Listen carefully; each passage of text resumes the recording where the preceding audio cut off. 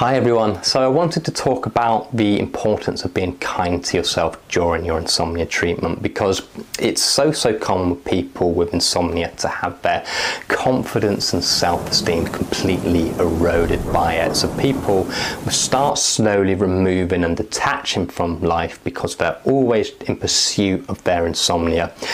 And the more you detach from life, the more you stop doing the things that make you you, the lower and lower your head goes. And what I really don't want is for the treatment phase of insomnia to be something that just adds another layer of suffering. And so it's so important when you are doing these behavioral changes, you do them with self-love and you do them with self-kindness. So everything that I do is trying to shift that focus away from trying to get as much sleep as you possibly can in the short term, to build in good behaviors and good thought patterns so that you sleep well over the long term. And to do that, you're going to need to do quite hard behavioral changes in the short term. So things like spending less time in bed and getting up at the same time every single day.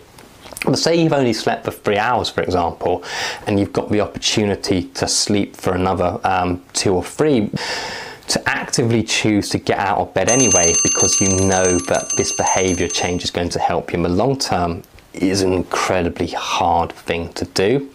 Same with actively choosing to get stuck back into your day. So if you've spent years avoiding meeting up with your friends too late, if you've stopped eating late in restaurants, if you've stopped exercising too soon before bed, if it's been decades since you've stayed in a hotel, part of my treatment plan with people is to start gently encouraging people to start doing that again.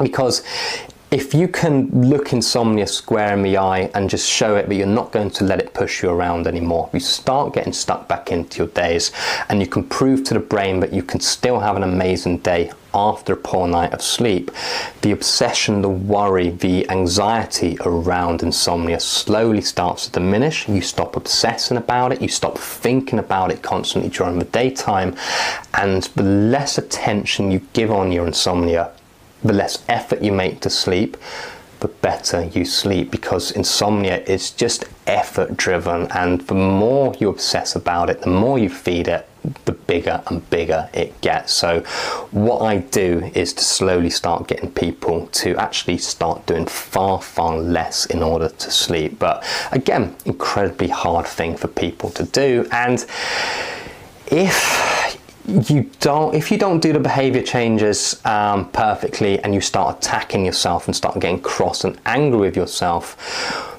what this does, it just means you're far less likely to carry on with them. You're just going to throw the baby out with the bathwater, say, oh, you know, I'm never good enough, I never do things properly, what's the point, I might as well not carry on.